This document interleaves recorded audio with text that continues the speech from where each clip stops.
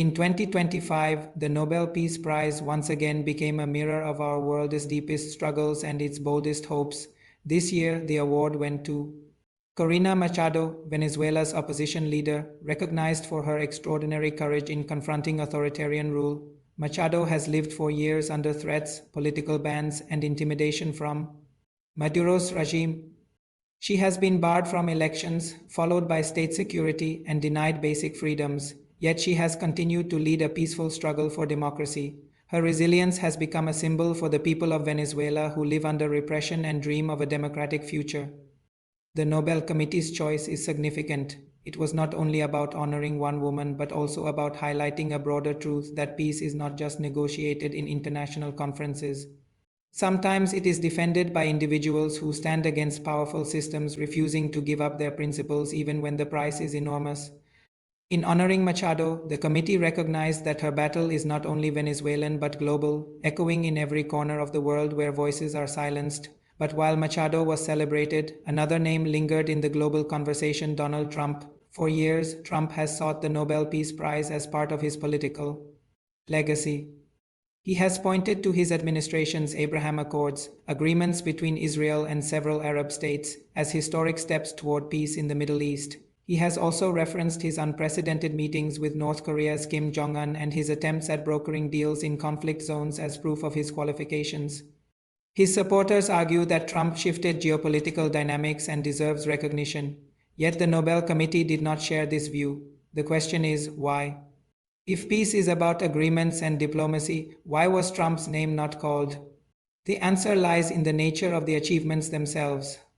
The Abraham Accords, while historic, have not resolved the Palestinian issue or ended the cycle of violence in Gaza. Instead, the Middle East is once again in turmoil, with war raging and humanitarian crises deepening. Trump's efforts with North Korea produced symbolic meetings but no lasting nuclear deal. His ceasefire proposals often collapsed under the weight of competing agendas. In contrast, Machado's recognition was not about grand speeches or temporary political deals. It was about persistence, sacrifice, and the willingness to resist without violence. Her struggle has no guarantee of success, but it has the moral weight that the Nobel Committee values. Peace is not only the absence of war. It is the dignity of individuals who refuse to be silenced. This comparison highlights a deeper tension in how the Nobel Peace Prize is perceived. Is it about power, diplomacy, and influence, or is it about principle, courage, and sacrifice? Trump's quest for the Nobel Prize is rooted in the first vision, the belief that negotiating big deals defines peace. Machado's award represents the second, that peace can be advanced by those who stand alone in the face of oppression, inspiring millions through their defiance. The Nobel Committee also sent a message to the world by choosing Machado. At a time when democracy is under siege in multiple regions, from Latin America to Eastern Europe, from Africa to Asia, the award reminds us that authoritarianism is one of the greatest threats to peace.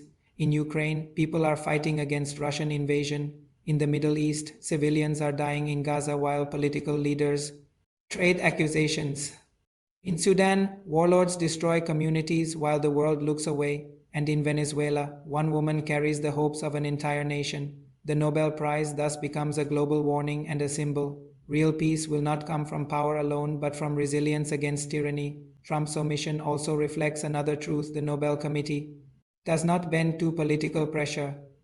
Trump has openly demanded recognition in the past, even suggesting that his peace initiatives made him more deserving than past winners.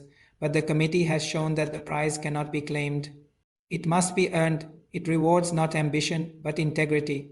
This year's Peace Prize is therefore more than just a recognition of Machado.